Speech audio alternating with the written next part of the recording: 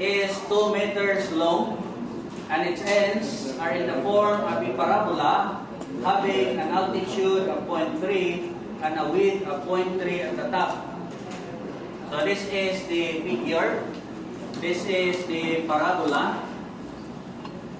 And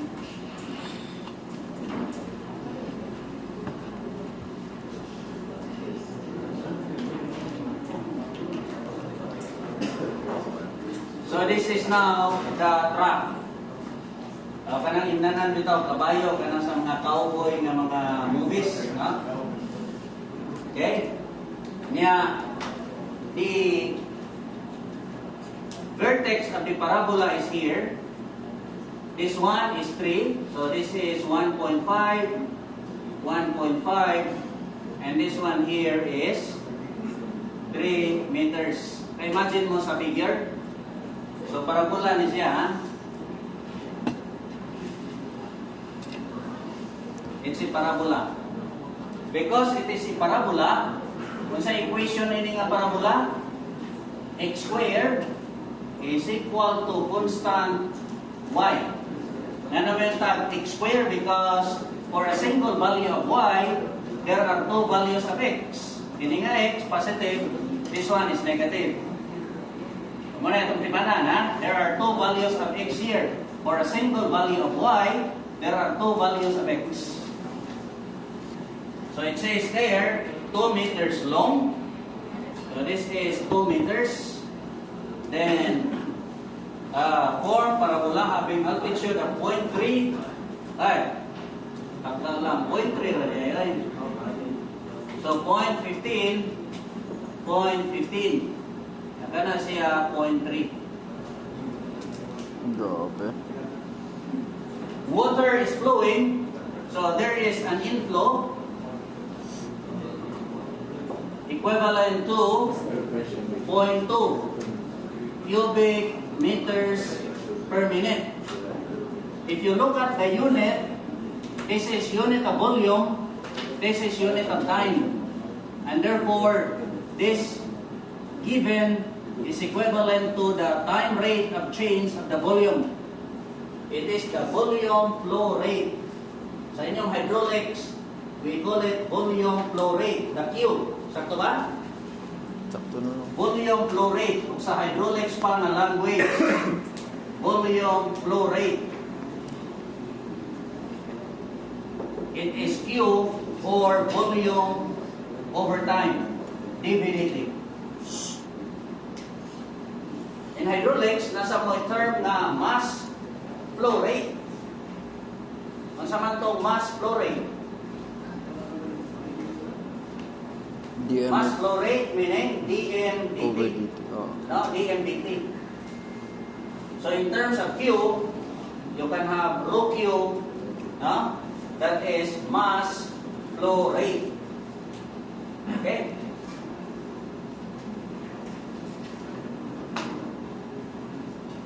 So, inflow is given. Ang requirement is how fast is the water level rising when the water is 0.1 meter deep.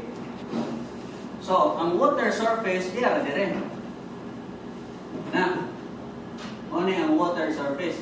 But as you add water, this will go up. Agree? Imagine na, how fast will it be moving?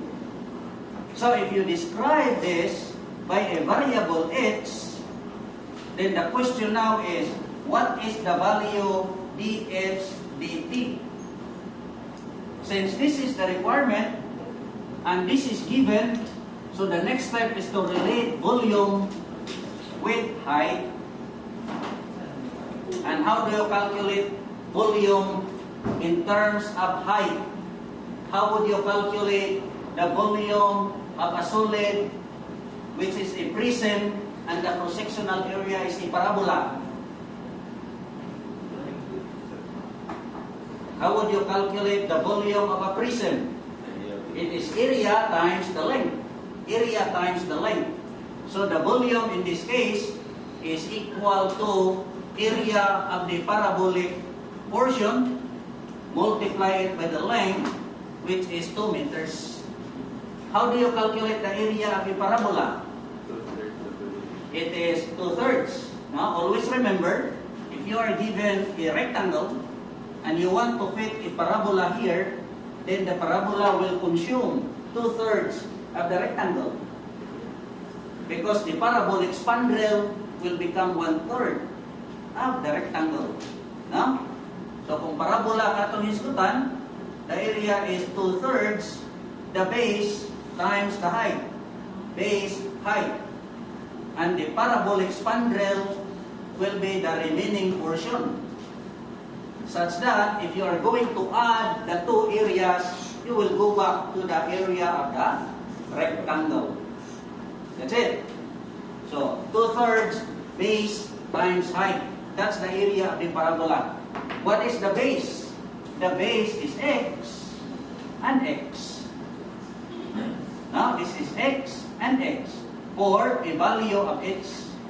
Y equals h. Therefore, the equation here will now become x squared, where the value of x squared I can use 0.15. The k I do not know, and the value of y I can use 0.3. Then I can solve for the constant k. So in this case, 0.15 squared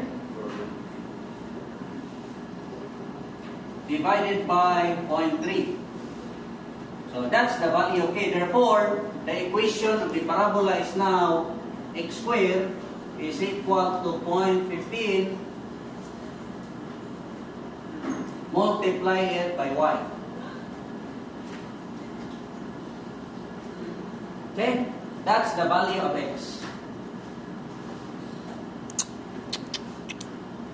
Since the area of the parabola equals 2x, multiply it by h.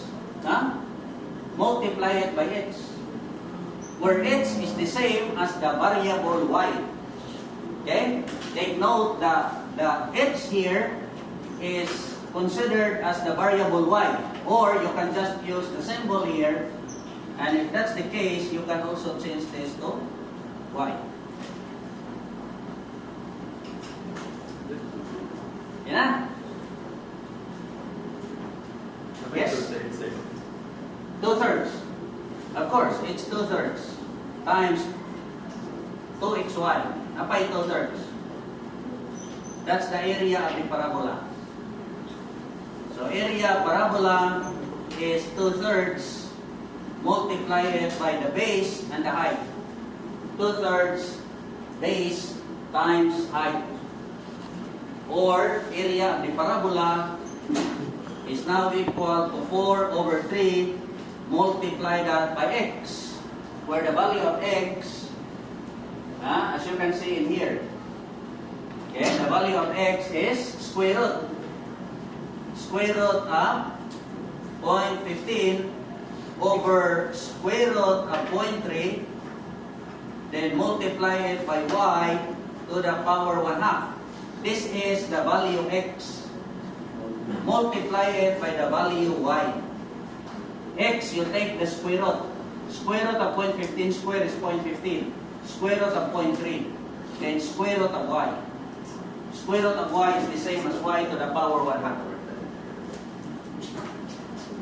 Or, the volume is now equal to twice, the 2 is there, and parabola, which is 4/3, multiply it by 0.15, square root of 0.3, multiply it by y to the power, I can make this 2/2, 3/2.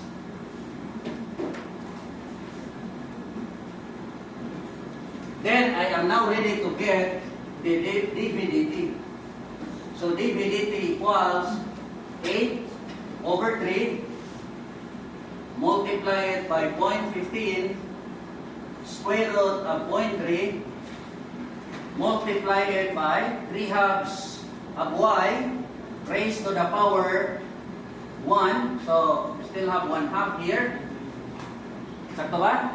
Yes, sir. Then multiply it by dy dt. The unknown is dy dt. So this time you can plug in the values like 0.2 here. Then this is 8 and 0.58. Then 3 square root of 0.3. Multiply it by 3 halves. We are interested when the value of y is, the value of y is 0.1 raised to the power 1 half. Then the only unknown is dy dt. What is the value dy dt?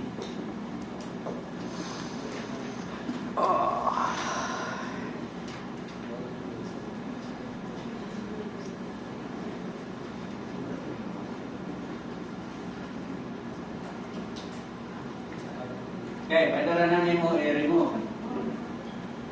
Then you can make it 4. The 8 and the 2. Bilang? 0.577.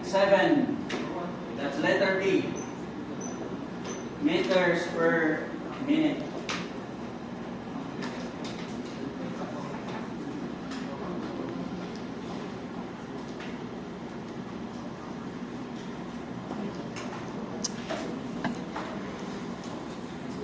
Number 3.